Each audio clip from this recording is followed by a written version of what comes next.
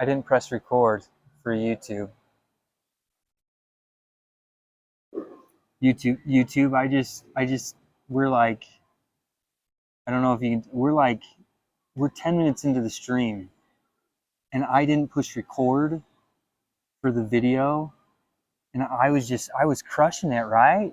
Instagram, I was crushing it, man. I was on a roll. And now we got to start over.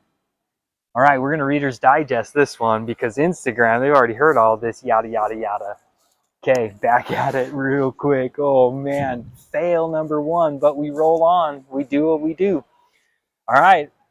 Well, YouTube, welcome to day number 10 of Macto Masculus, which is balance stretching. As we were discussing earlier with Instagram, and we thought you were tuned in as well, but because of my absolute idiocy, I apologize. But we're back on track now. We're rocking and rolling. Day number 10, balance training. Quick recap, it's been a lot of pressure this week. And we've responded to that pressure in kind, and the universe has rewarded us with just absolute wonderful blessings of enlightenment to our own minds. And we've been sharing that as much as possible. It's been absolutely fabulous, but both physically and spiritually, we're exhausted, right? So balance stretching is to kind of help us take us from that exhaustion and not necessarily get us back to neutral, right? Not just totally relaxed where we're laying and at peace with the universe and no pressures coming either direction. Not that, not neutral, because we're still balanced, but how to get the feeling and sensation of neutral while still balancing. That's what balance stretching is. So we're going to start first. Number one, we're going to start with physical because it's the easiest one to represent. It's the easiest one to show. It's the easiest one to understand because I can speak and I can show you at the same time exactly what's going on. So we'll start with physical. Instagram, I'm going to have to put you down for just a memento while I take my jacket off because it's hot as the dickens. All right. We're going to keep our shirt on though because we don't need to take it off for this. All right, Instagram. We're back at it. Okay, so we've been really concentrating on core for our physical flexing, sucking in, things like that, right? The core has been our main focus, and from the core radiating out, it's affecting other areas, right? So with that sucking in, with the core, man, I'm feeling it in my back, I'm feeling it in my stomach. I sit all day at work, and maybe you do too. Maybe you sit all day at work. And with that, it puts you into kind of this position that I'm at right now. However, your knees are probably bent as well, right? And so you can see that with me sitting in this position, it's rather difficult for me not to just naturally lean forward. Because if I'm holding myself straight up, not only am I flexing my abs like crazy, sorry, Instagram, you can't really see very well, but with me sitting up like this, oof, right? So me sitting up like this, I just want to roll forward. I want to roll forward like this, and it's hard because sitting up puts a lot of pressure on my hip flexors because I have to balance all the way down my leg to keep myself in a straight up position.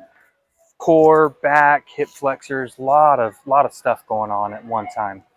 Especially when I'm talking about doing it all day long, 24/7, every second that you can recognize, sit up straight, flex yourself, that type of stuff. Woo, you're going to get a lot of stress and strain on muscles, especially muscles that you've probably never really even exercised very well before. Even if you're the type of person that went to the gym like religiously for a while, right?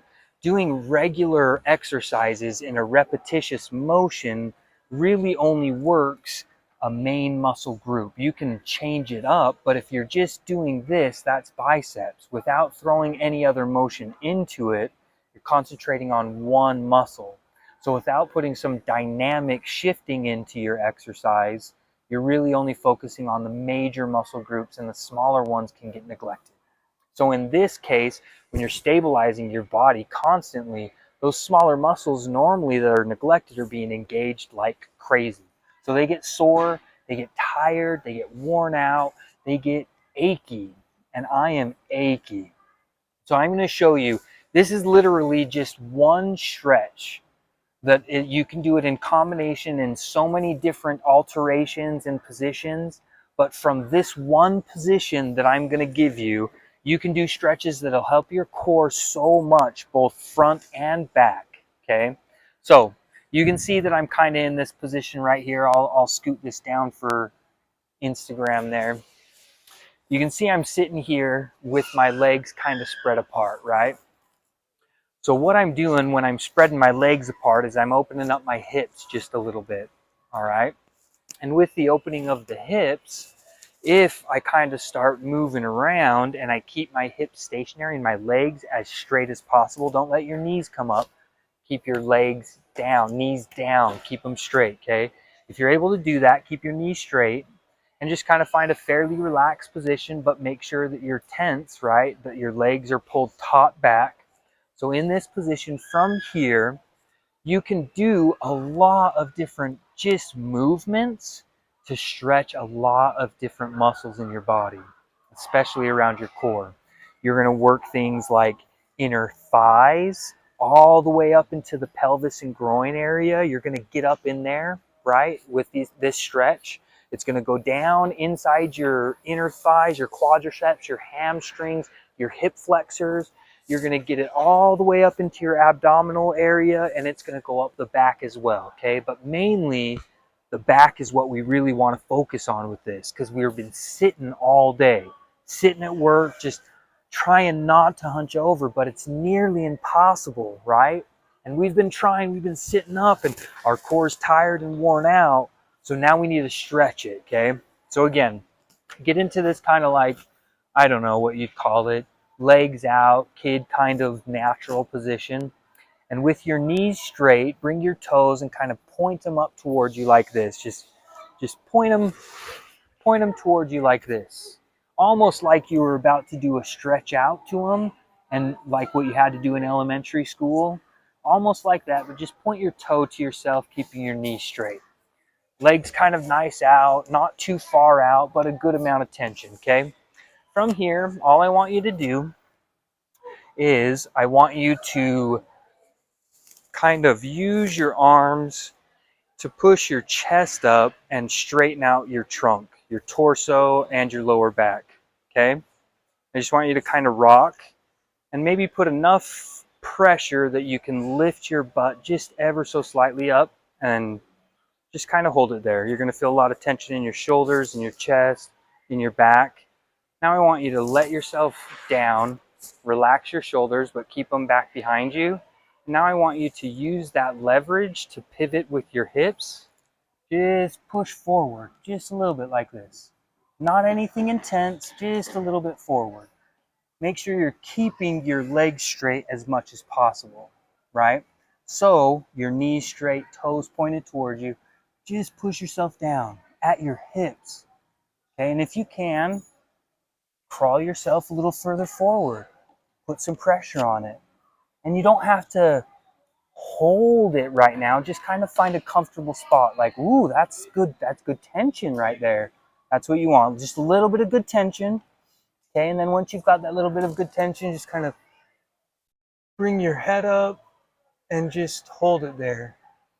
And you should feel that really starting to pull right in your back right there. Okay? So now, instead of having your hands behind you, in the same way, I want you to pivot at your hips. I just want you to bring your elbows in front of your legs, okay? Most people aren't going to be flexible enough to do, like, lay all the way down. Don't expect yourself to, especially if you're a dude. Like, we're just not as flexible in this area. Our hips are terrible. Our lower back's terrible. Our abs are terrible. Women have a far better ability in this area, right? Which is mainly why I'm showing you guys, because it's directed towards dudes mostly, but women can do this too, man. Great stretch, especially if you're sitting all day. Okay, again, get into that kind of neutral position. You just want to lean forward at your hips, and you want to bring your arms in so that your elbows are touching the inside of your thighs. Okay, and again, The main thing we're trying to get is our back and our core. This is kind of just doing shoulders, maybe mid back, a little bit upper back. But if you can kind of pull your chest forward, try to open it up as much as you can, and really tuck your lumbar forward and just let that stretch out. Okay, woo, pretty good stretch. Now again, in the same position where you're at, now we're gonna do one that's a lot more physically demanding. This one's gonna make you sweat, all right, because you're gonna get a workout at the same time. But I want you to sit up straight, keep your legs straight. You're gonna feel it in your right here in your hips. You're gonna feel it like crazy, but do it. Arms up in the air if you can.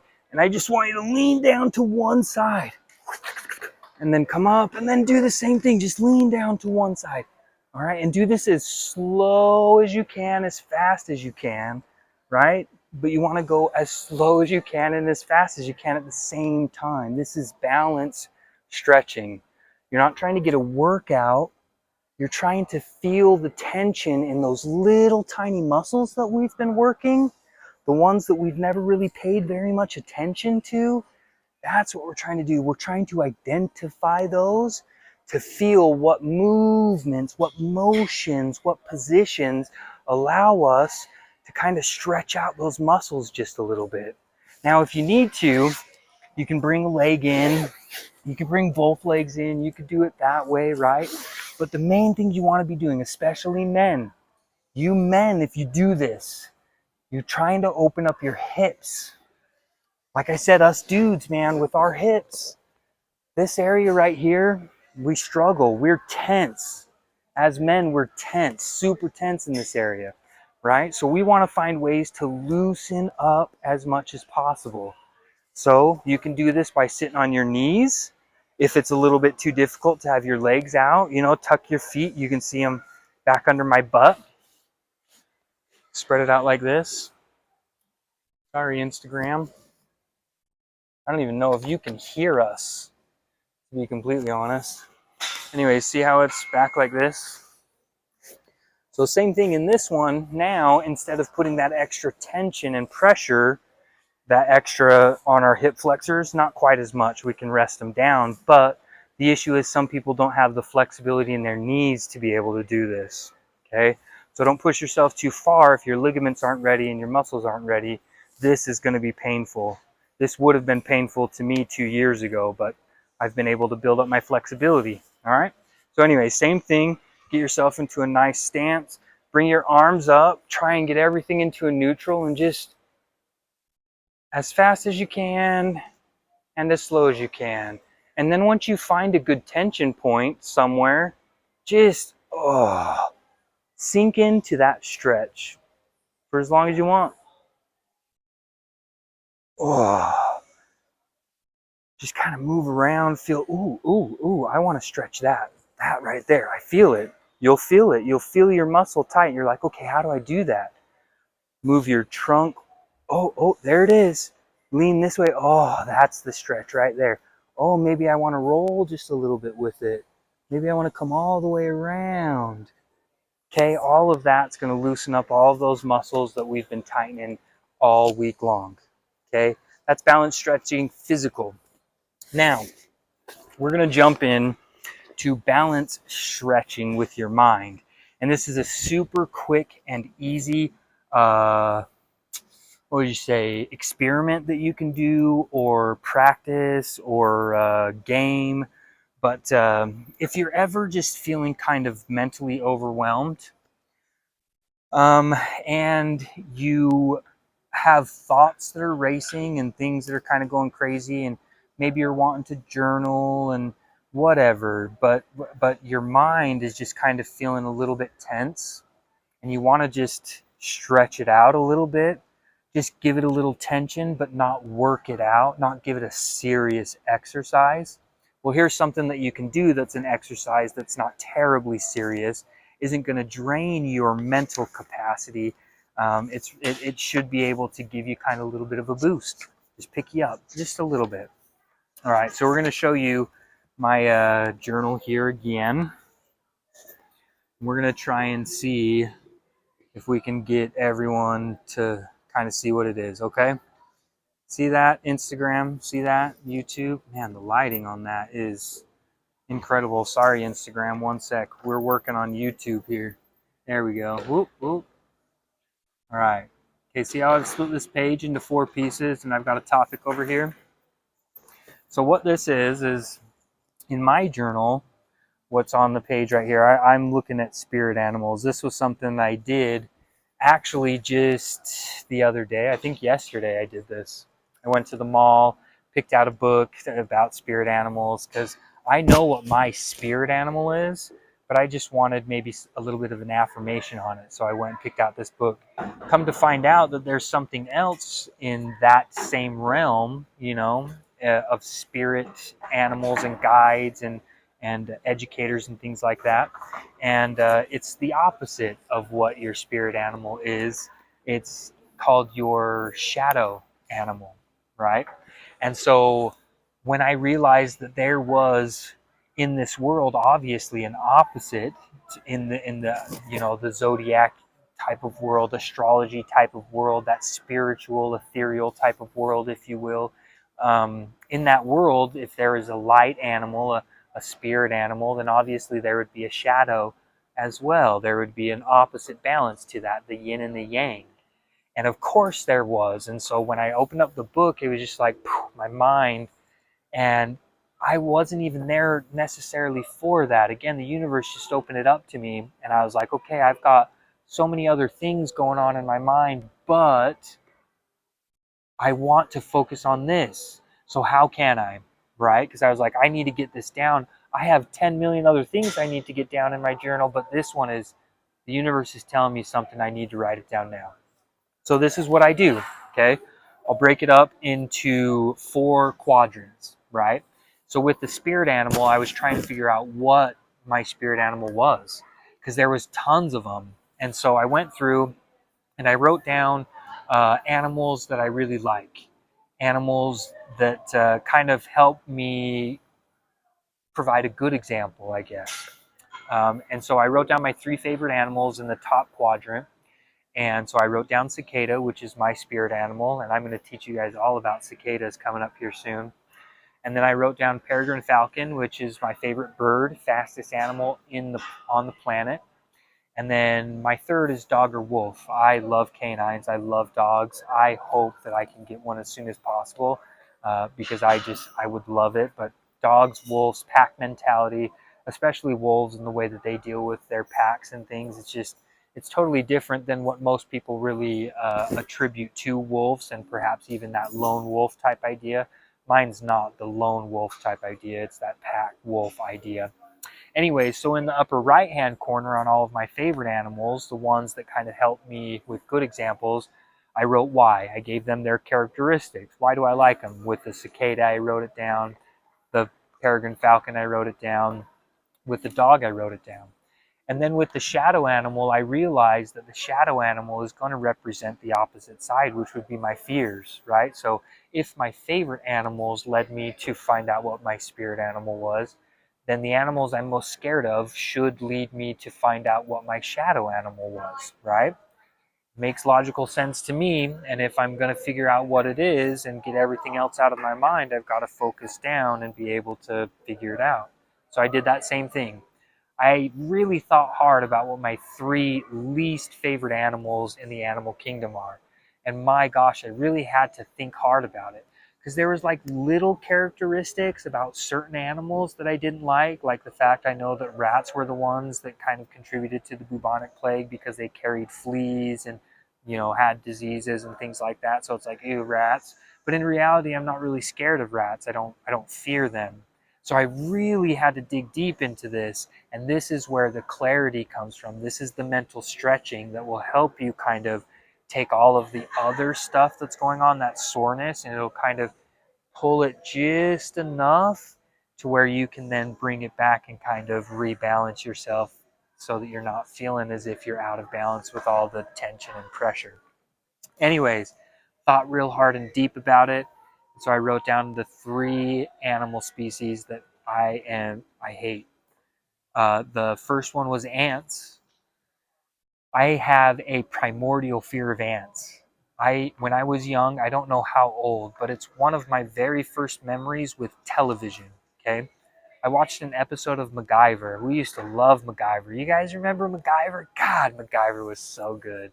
It was one of the only few things that we did together as a family was watch MacGyver. So maybe that's why I'm so nostalgic about it. But MacGyver, I watched this episode where he went down to South America, and I don't know the premise of it, but there was like killer ants, and they were like they would come in a swarm, and they would just like wash over a person, and then it would be like a skeleton, right? It was terrifying.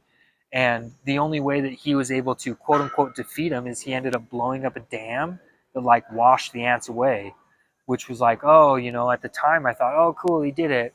But later on in life, I watched documentaries about ants, and they can form like floating islands of ants, and they can cross rivers and oceans if they wanted to. Like they could take their whole colony, just pick up, join arms in the middle of Noah's flood, and they could go wherever they wanted. And ants would just, they'd recolonize billions, millions, trillions, like a quadrillion amount of ants. Terrifying. And then they just crawl like you could be sleeping and no joke, wake up already too late. You're covered. Swarm of ants. They're in your nose, in your mouth, in your ears. How do you fight that? Choking, terrifying. Oh my gosh. Ants are so freaking terrifying.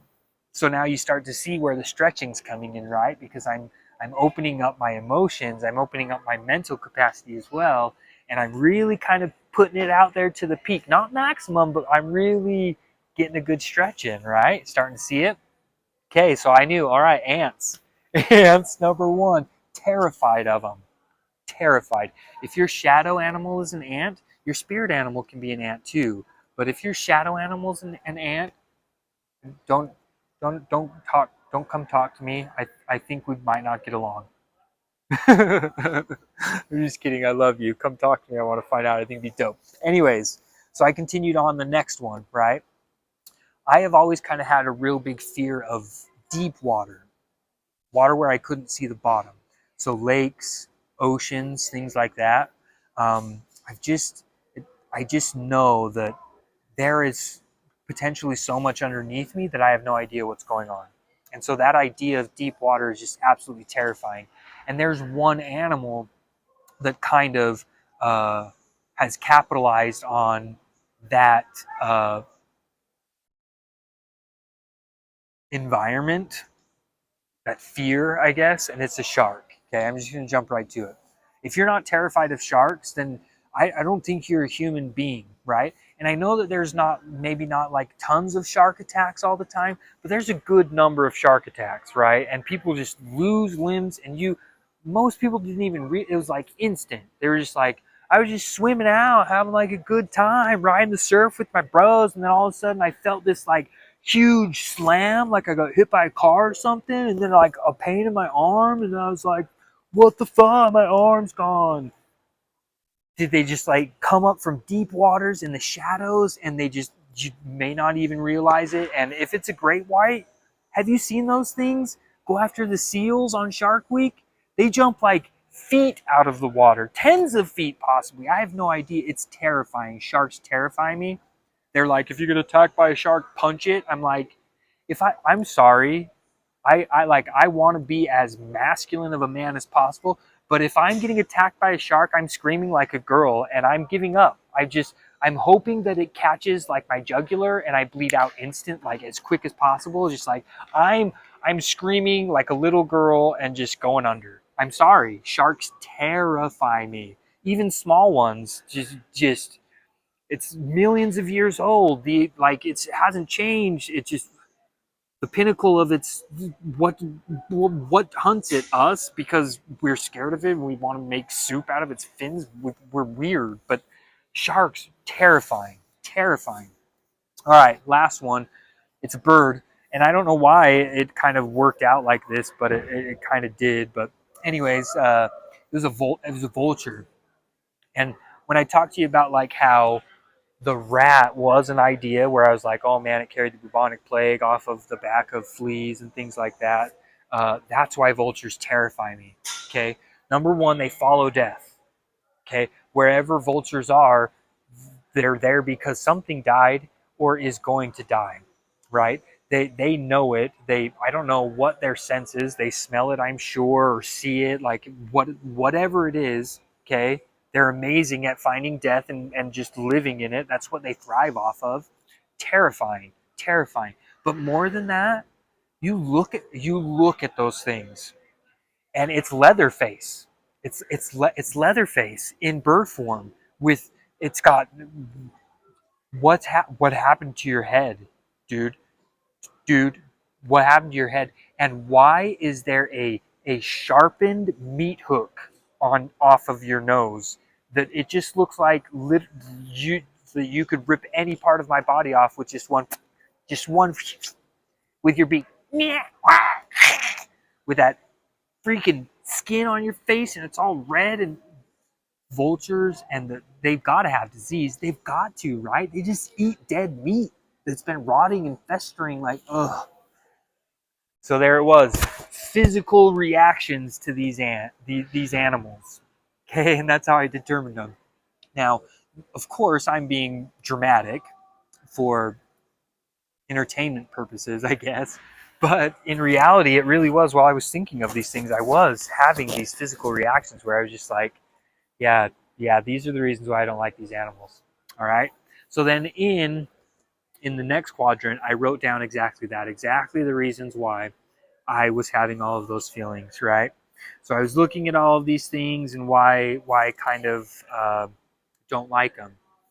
And then um, they kind of asked, I don't know, I asked myself, like, so what combines all of these fears that I have?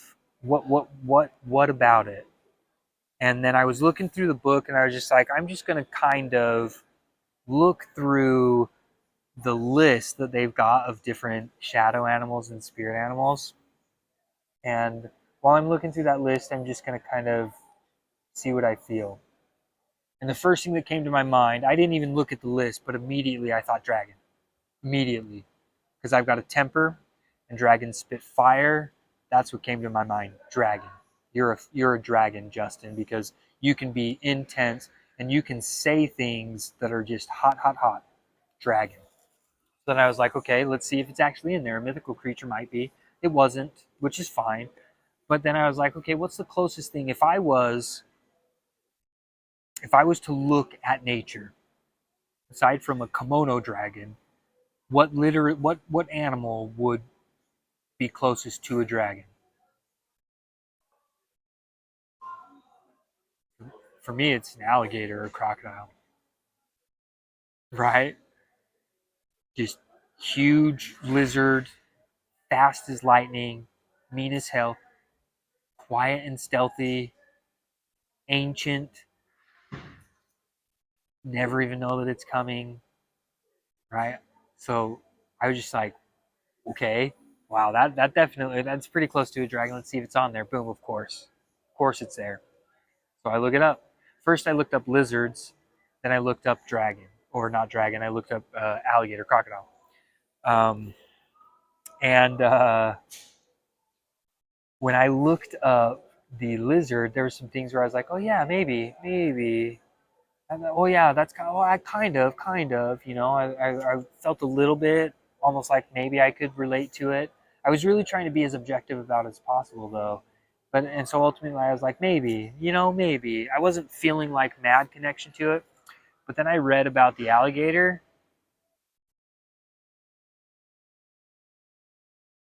Yeah, it was instant from word one continuing on. It just everything about the alligator as a shadow animal or spirit animal, like as my opposite, it is exactly who I am. And that was really cool because I was able to take all of my crazy wild ideas that were going through my mind. I was able to take my mind that was just tense and stressed, and I was able to balance it out by stretching it out just a little bit, by running an exercise. And through that exercise, I was able to find what I believe is my shadow animal. Now, I've done a lot of research about that shadow animal, And I will continue to do so. And I'm pretty much positive that I am. I'm an alligator, and I'm going to tell you real quick why. So, with the shadow animal being an alligator, here are the key characteristics as the person exhibits these kind of in their own personality. So they navigate the emotional realm, the water. They assist in transformations, evolutions. They expand awareness, put themselves out there, share. They deepen wisdom. I mean, I'm not trying to toot my own horn, but through my example, I really hope that I'm being a little bit wise. That'd be dope. And then, I mean, in reality, you know, I'm just an idiot, but I hope that through my idiocy, I'm being wise. And then they celebrate joy, which is like who I am at the core. And they also represent a connection to your ancestry. And I am going to talk a lot to you guys about connection to ancestry coming up here soon. We aren't quite there with it, but let me just tell you that little things like that, little spirit animal stuff, astrological signs, those are all things that the past has kind of already figured out for us. We just need to not be so freaking arrogant and ignorant. Look into it a little bit and start to see a pattern. Sort of feel the vibration. Maybe there's a dance going on that you're not even aware of. You might want to join in.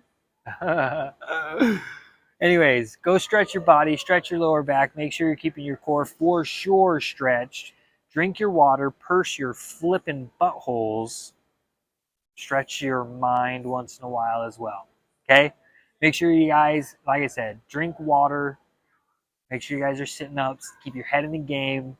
All right? We're getting close to it. We're almost rounding out week 2. We're at day 10. Day 10 out of 30. We only got 20 more. We're 1/3 of the way there. It's pretty sweet. Okay. I can't wait to show you guys the rest. That's what's going on. I hope you guys have an absolutely fabulous night. You guys are wonderful. I love you so very much. Remember, this is Macto Masculus by Machismo. Have an absolutely fabulous evening, you guys.